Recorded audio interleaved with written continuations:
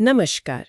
आज हम गहराई से समझेंगे कि मशीन लर्निंग मॉडल असल में कितने कारगर हैं, ये कैसे पता लगाया जाए। हाँ, नमस्कार। हमारे पास असाइनमेंट ऑन क्लिक का एक लेख है मशीन लर्निंग मॉडल के मूल्यांकन पर। तो हमारा मिशन है कि इसके जो मुख्य मूल्यांकन मैट्रिक्स हैं उनको समझें। बिल्कुल। देखिए, मॉडल बनाना एक बात है, पर ये जानना कि वो असल दुनिया में मतलब नए डेटा पर कैसा काम करेगा, वो बिल्कुल अलग कहानी है। सही बात है। और मूल्यांकन इसीलिए बहुत ज़रूरी है। इससे ही मॉडल की ताकत, कमजोरियां, ये सब पता चलता है। और ये भी कि वो हमारे लक्ष्य पूरे कर रहा है या नहीं। हाँ, एग्जैक्टली। ठीक है, तो शुरू करते हैं। सबसे आम मीट्रिक से है ना, एक्यूरेसी। हाँ, एक्यूरेसी। इसका मतलब तो सीधा साधा है कि कितनी बार सही बताया मॉडल ने कुल मिलाकर। हाँ, मोटे तौर पे वही, कुल भविष्यवाणियों में से सही का प्रतिशत। लेकिन ये कई बार भ्रामक हो सकता है। भ्रामक कैसे? खासकर असंतुलित डेटा सेट में, मतलब जहां एक क्लास दूसरे से बहुत बड़ी हो। सोचिए जैसे 100 में से सिर्फ एक मरीज है। अच्छा। अब अगर मॉडल सबको कह दे कि बीमार नहीं, तो भी उसकी एक्यूरेसी तो 99% हो जाएगी। अरे हाँ, ये तो है। सुनने में तो बहुत बढ़िया लगेगा, 99%। बिल्कुल, पर असल में वो बेकार है, क्योंकि उसने एक भी मरीज को नहीं पकड़ा। अल्पसंख्यक वर्ग पर उसका प्रदर्शन खराब रहा। ये वाकई दिलचस्प है। तो मतलब सिर्फ एक्यूरेसी काफी नहीं है, खासकर ऐसे मामलों में। नहीं, बिल्कुल नहीं। तो फिर एक्यूरेसी के अलावा प्रिसिजन है, ये क्या बताता है हमें? हाँ, प्रिसिजन ये मापता है कि मॉडल ने जिन मामलों को पॉजिटिव कहा, उनमें से वास्तव में कितने सही थे। अच्छा, पॉजिटिव मतलब जैसे ये ईमेल स्पैम है। हाँ, बिल्कुल। या इस व्यक्ति को बीमारी है। तो प्रिसिजन ये देखेगा कि जितने ईमेल को स्पैम बताया, उनमें से सचमुच कितने स्पैम थे। ये उन स्थितियों में ज्यादा महत्वपूर्ण है जहां गलत पॉजिटिव की, मतलब एक गलत हाँ की कीमत ज्यादा हो। जैसे स्पैम फिल्टर, अगर वो आपके जरूरी ईमेल्स को स्पैम बता दे, तो मुश्किल हो जाएगी। हाँ, सही बात है। या कुछ मेडिकल टेस्ट्स में भी शायद। बिल्कुल। तो हाई प्रिसिजन का मतलब है कम गलत पॉजिटिव, कम फॉल्स अलार्म। समझ गई।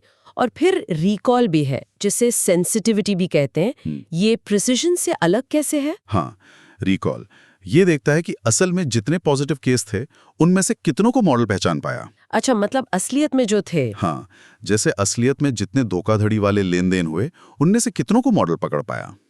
ये तब जरूरी है जब किसी पॉजिटिव केस को चूक जाने की, मतलब एक फॉल्स नेगेटिव की कीमत बहुत ज्यादा हो। जैसे धोखाधड़ी वाला मामला आपने बताया, अगर फ्रॉड छूट गया तो बड़ा नुकसान। एग्जैक्टली।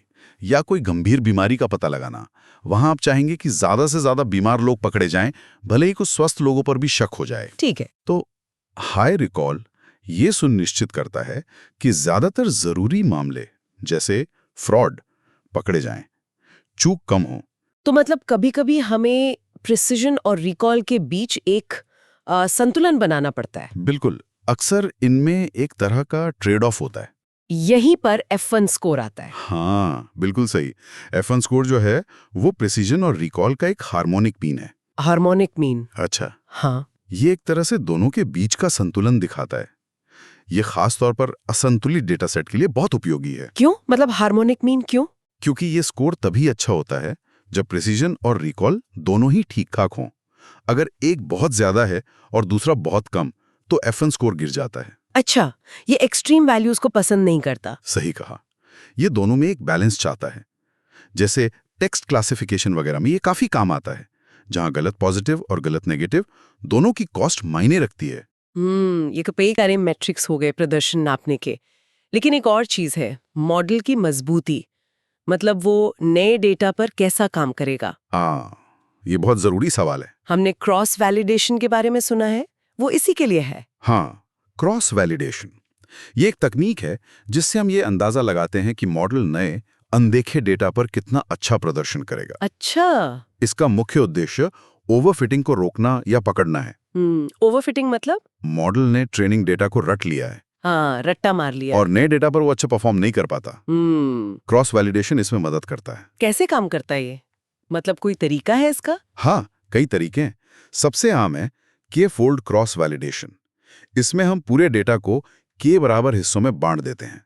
मान लीजिए 5 हिस्सों में बांटा, k = 5। ठीक है। फिर हम 4 हिस्सों पर मॉडल को ट्रेन करते हैं और बचे हुए एक हिस्से पर उसे टेस्ट करते हैं। अच्छा, एक हिस्सा रोक लिया टेस्टिंग के लिए। फिर अगली बार हम दूसरे 4 हिस्से लेते हैं, पहले वाले टेस्ट सेट को शामिल करके कोई और हिस्सा हटा देते हैं और बचे हुए दूसरे हिस्से पे टेस्ट करते हैं। समझ गई। ऐसा हम k बार करते हैं, यानी 5 बार। हर बार एक अलग हिस्सा टेस्ट सेट बनता है, ताकि हर डेटा पॉइंट कभी ना कभी टेस्ट हो जाए। बिल्कुल। इससे हमें मॉडल के प्रदर्शन का ज्यादा भरोसेमंद, ज्यादा मजबूत अनुमान मिलता है। एक और तरीका है लीव वन आउट, जहां k डेटा पॉइंट्स की संख्या के बराबर होता है, पर वो ज्यादा कंप्यूटेशन लेता है। तो k फोल्ड ज्यादा प्रैक्टिकल है शायद। हाँ, आमतौर पर। तो इसका सार क्या निकला? मुख्य बात यह है कि सही मूल्यांकन मीट्रिक चुनना इस बात पर निर्भर करता है कि कॉन्टेक्स्ट क्या है, मॉडल का उद्देश्य क्या है। बिल्कुल सही।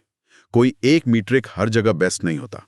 अगर डेटा संतुलित है तो शायद एक्यूरेसी से काम चल जाए। लेकिन ज्यादातर असली दुनिया के मामलों में, हाँ, जहां डेटा असंतुलित है या गलतियों की कीमत अलग अलग है, वहां प्रिसिजन, रिकॉल, F1 स्कोर, ये सब ज्यादा गहरी और सही तस्वीर देते हैं। तो नियम ये हुआ कि अगर गलत पॉजिटिव महंगे पड़ रहे हैं तो प्रिसिजन पर ध्यान दो। हाँ, और अगर गलत नेगेटिव, मतलब किसी चीज को चूक जाना, महंगा है तो रिकॉल को प्राथमिकता दें। और F1 स्कोर जब दोनों के बीच संतुलन चाहिए। हाँ, सही। और मॉडल की ओवरऑल मजबूती और सामान्यकरण क्षमता, मतलब नए डेटा पर चलने की काबिलियत, उसे जांचने के लिए हमेशा क्रॉस वैलिडेशन का इस्तेमाल करने पर विचार करें। बहुत बढ़िया। तो सुनने वालों के लिए अंत में एक विचार छोड़ जाते हैं। हाँ। सोचिए किसी मशीन लर्निंग एप्लीकेशन के बारे में जिसका सामना रोजमर्रा की जिंदगी में होता हो, जैसे कोई रिकमेंडेशन सिस्टम, मान लीजिए ऑनलाइन शॉपिंग वाला, या चेहरे की पहचान वाला सिस्टम। उस खास संदर्भ में आपको क्या लगता है, कौन सा मूल्यांकन मैट्रिक सबसे ज्यादा महत्वपूर्ण होगा? एक्यूरेसी, प्रिसिजन, रिकॉल या F1 स्कोर? और क्यों? जरा सोचिएगा इस पर।